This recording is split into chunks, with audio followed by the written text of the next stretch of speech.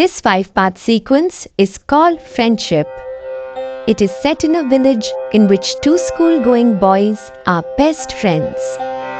Imagine a little village in India. Life is the same everywhere for children. They wake up, their parents feed them, bathe them, clothe them, send them to school, they return, they play with their friends, finish their homework, and go to bed. What is interesting about this story? Let's begin. Hari was a regular 10-year-old. He spent his time between school and his home. He was obedient that way. He walked to school every day and then walked back to his home. At school, his best friend was Shyam. Shyam and Hari did lots of innocent, naughty things together. They made paper balls out of scrap paper and used that to play cricket. They sneaked out during lunch break to enjoy kulfi on warm summer days. They splashed ink on their teacher's dupatta when she wasn't looking and did many such mischievous activities that only best friends do together.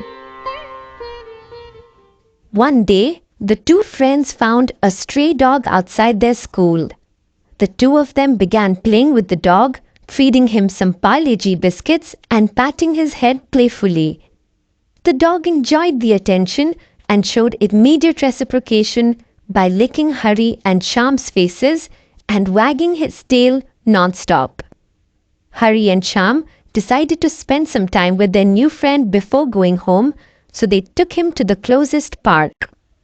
Over there, they spent several hours playing cricket using the paper ball they had created along with a school book which they used as a bat. Pintu, their new friend, kept following whoever was bowling and barking each time a player scored a run. In the course of running, Pintu also showed off some of his talents.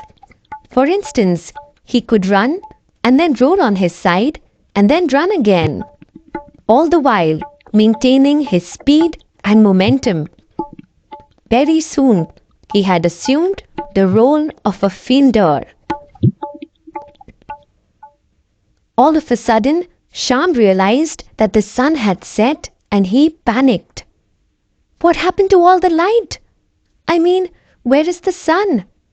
I mean, it is so dark, said Shyam.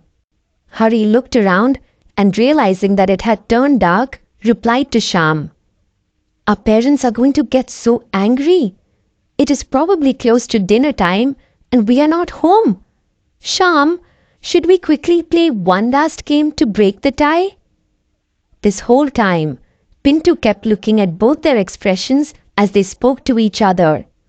He was curious to know what caused the boys to stop playing. "You, what? No, we need to go now, now. I'm serious. Gather your things. We are leaving now," said Shyam. Both boys started walking fast in panic. They were lugging their heavy school bags. They were sweating, their hair disheveled, but they continued walking fast. Suddenly, they realized that they had forgotten Pintu. They turned around and saw him sitting where they'd left him, looking very sad. Shyam called out his name, "Pintu!" But Pintu did not respond. Hari clapped and waved his hands in the air, but Pintu did not respond. Then Shyam whistled a playful tune.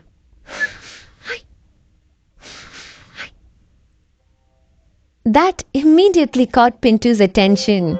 He barked excitedly and ran towards the boys, and they gave him a big sweaty hug.